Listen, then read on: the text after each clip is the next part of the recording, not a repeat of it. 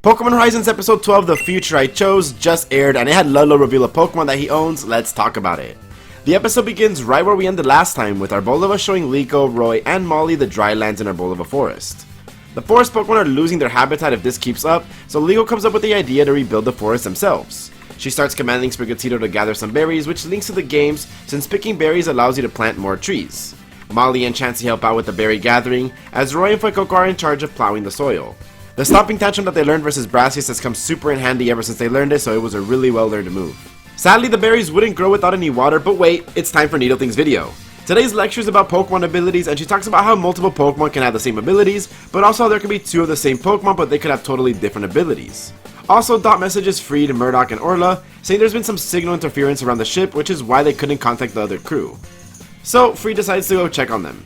He and Captain Pikachu fly across the city with Charizard, and he eventually finds out the main source of interference, and that is a Magneton sending electrical waves in the vicinity. Pikachu gives it a shock, causing Magneton to run away. Now that the signal interference is gone, he's able to receive a call from Liko, who's asking for help. He's relieved that they're safe and starts to head toward them. Orla tags alongside Friede, and Ludlow decides to join them as well. It's finally time for him to shine as he whips out a dive ball containing a Quagsire. He instructs it to use Rain Dance and douse the entire field with water, and with the help of Arboliva's Seed Sower ability, grassy terrain is activated, and the trees start growing all throughout the field. This scene made me miss Grookey and his ability to do the same. I miss you, buddy. I'm sure we're going to be reunited soon. The forest is finally back to its healthy state, and the Pokemon are really enjoying the restored habitat. But just as everyone is celebrating, Liko's pendant starts glowing again, revealing a cute little Terapagos. Then Arboliva creates his large crystal ball, enshrouding Liko, Roy, and Terapagos. They are then sort of transported into like a mysterious world, where they meet a silhouette of a man saying that he wishes for Liko and friends to find their world. Terapagos then goes back inside the pendant, and right after that Arboliva recalls itself back into the Pokeball, which looks just like Rayquaza's. Liko and Roy try to open the ball, but there's no hope for them. Friede says that Roy and Liko should be in charge of the Pokeball, perhaps hinting to it being used in the future, who knows. The gang decides to head back, but we see that Spino of the Explorers are actually spying on them. After the commercial break, Friede is seen reading a book in a library until a woman with the partner Squawkabilly approaches him. This woman is Liko's mom, who is also his former teacher. Ruka starts her conversation by saying how long it's been to Friede, implying that they have some sort of history together.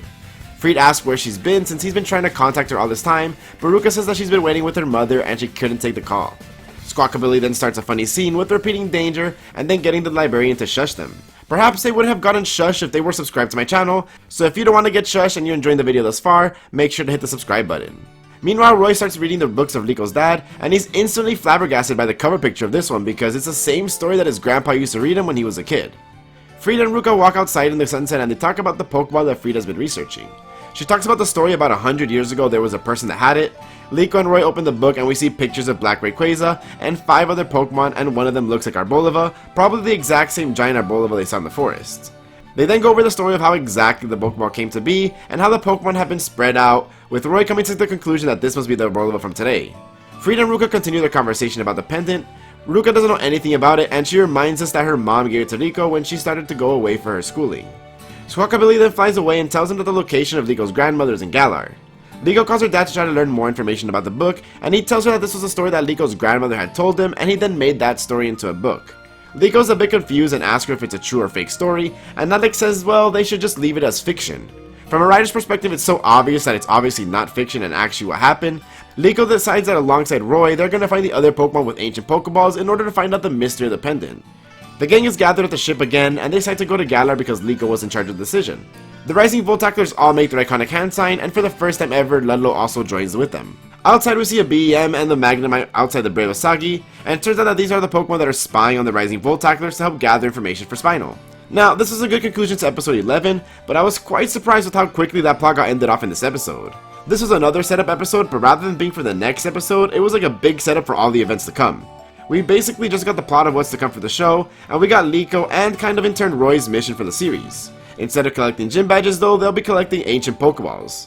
It was also amazing to see Ludlow coming in to help instead of just being randomly left on the ship like he usually is, and it was quite fun to see that he has a Quagsire and that it's stored in a dive ball. I wonder if he has other Pokemon, and I like to think he does, and we're gonna get them revealed eventually. Spino also shows up in this episode, and he seriously seems more of a threat than Amethio did. He looks like he has a solid chance to take the pendant, at least momentarily.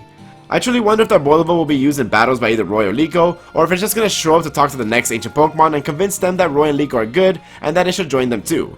Either way, this was a very solid episode that did a good and natural approach to setting up the plot down the line, while also wrapping up the Arboliva Forest episode, and so my rating for this episode will have to be an 8 out of 10. Random thing that I noticed was that Orla has a nut on her hair to resemble the fact that she's a mechanic, and I thought that that was adorable. The next episode, which by the way won't air until July 7th, yeah that's right, we're gonna have a 2-week break ahead, looks very promising. It looks like while on the way to the Galar, the Brave Asagi is gonna take a pit stop at a random place. In this area, assuming that it's in the Paldea region, we'll get our introduction to the sandwich mechanics with picnics. At some point, Roy is going to get bummed out about something and go on a solo walk. While walking, he finds a Watchro and he and Fuecoco battle with it. Will Roy finally get a new capture as the first real capture among the main cast, and it's a Pokemon I can see him owning for sure. But that's not the only preview that we got, as Pokemon usually does. To coincide with a 2-week break, we get a further look down at what's to come, and in it we see that BEM is still following Friede into an alley, and in it Friede's going to Terastalize Charizard. My crazy, not so crazy prediction is that it's actually a Dragon-type Terra to resemble the first Pokemon that was offered in the Scarlet and Violet raids.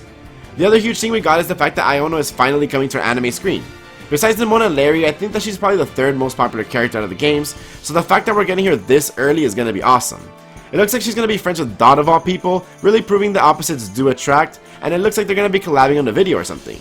Speaking of collabs, I had an amazing collab with the Pokéraf on this video about advanced shipping, in which we talk about the ship between Ash and May and the 10 best episodes related to that ship.